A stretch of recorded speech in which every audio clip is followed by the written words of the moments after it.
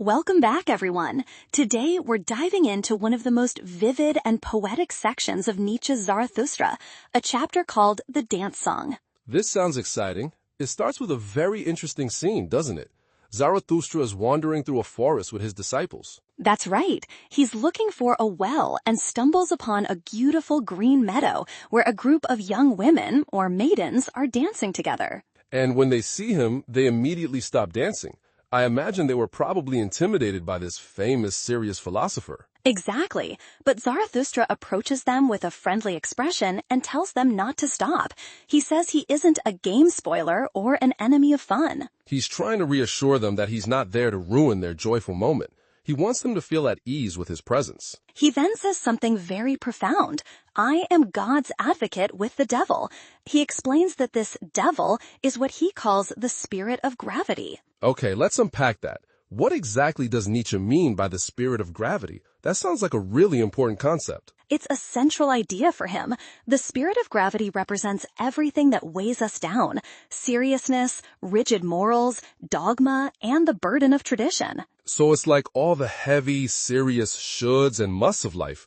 And dancing, being light on your feet, is the complete opposite of that. Precisely. He's positioning himself against that heaviness. He then uses a metaphor, describing himself as a dark forest, but one with hidden beauty. He says something like, "He who is not afraid of my darkness will find banks full of roses under my cypresses." What is he getting at there? He's acknowledging that his philosophy can seem dark or intimidating, but if you're brave enough to explore it, you'll find incredible beauty and life within it. That makes sense. He also mentions finding a little god sleeping by the well, which is Cupid, right? Yes, he playfully scolds Cupid for being a sluggard, sleeping in the daylight. It's a very light-hearted and charming moment in the text. So he's showing that he embraces love and joy, these light-footed things, and is only an enemy to that oppressive spirit of gravity. Exactly. He then proposes that he will sing a song for their dance, and he calls it a dance song and satire on the spirit of gravity. So this song is his weapon against that heaviness. This is where we get to the philosophical core of the chapter, in the lyrics of this song. Correct. The song begins with Zarathustra personifying life as a woman. He says he gazed into her eyes and felt he was sinking into the unfathomable. He's describing that feeling of being overwhelmed by the sheer depth and mystery of existence. But life doesn't just let him sink, does she? No, she pulls him out with a golden angle, which is a golden fishhook. Then she laughs at him for calling her unfathomable. A fishhook? That's a fascinating image. It's as if she's saying, don't just stare at me like a mystery, engage with me. I've got you hooked. That's a great way to see it.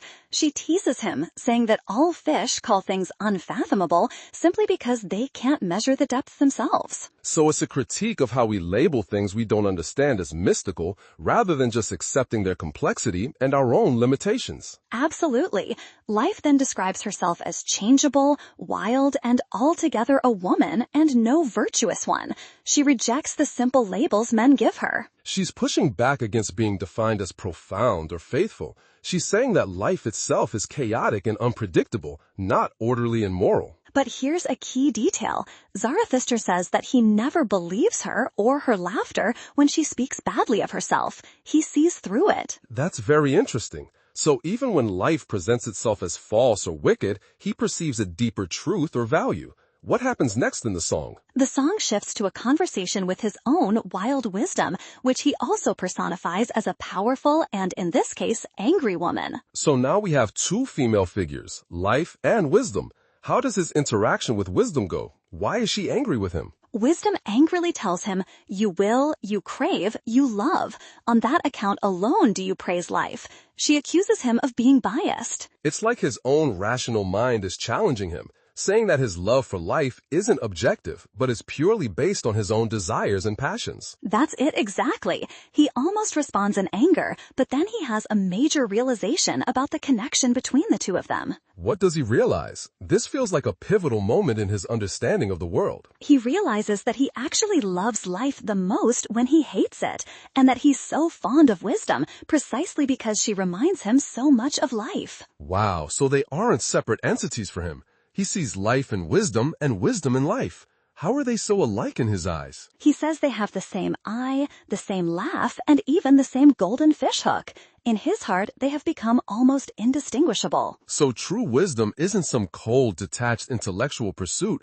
It's messy, engaging, and alluring, just like life. It has that same golden hook. You've nailed it.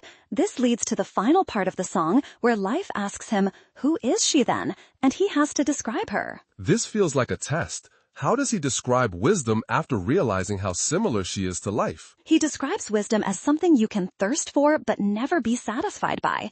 You look for her through veils and try to catch her in nets. He's describing her as elusive and mysterious. He also says she is changeable, wayward, and sometimes bites her lip or combs her hair the wrong way. And then he delivers the final, crucial observation. He says that wisdom is at her most seductive precisely when she speaks ill of herself. Wait a second. That's exactly what he said about life earlier, that he doesn't believe her when she speaks badly of herself. Exactly. And life hears this, laughs maliciously, and asks, of whom do you speak? Perhaps of me. The two have completely merged. So the ultimate wisdom is the full-throated embrace of life, with all of its contradictions, its wildness, and its seductive, ever-changing nature. That is the profound conclusion of the song. However, the chapter doesn't end there. After the dance is over and the maidens leave, the mood completely changes. Right. The text says he becomes sad. Why the sudden shift after such a powerful and joyful revelation? That seems like a strange turn. As the sun sets and the meadow grows damp and cool, he feels an unknown presence and begins to question everything, asking, why still live? So after this incredible peak experience of celebrating life, the doubt and the heaviness creep back in as night falls. The spirit of gravity returns. Yes, he explicitly says, the evening is it which thus interrogateth in me. Forgive me my sadness. He blames the coming of night for his despair. It shows that the fight against the spirit of gravity isn't a one-time victory. It's a constant cycle, a continuous dance between lightness and heaviness. That is the ultimate lesson here. Embracing life is a continuous act, and we must always be ready for the evening to come and for the questions to return. What a powerful and deeply human conclusion.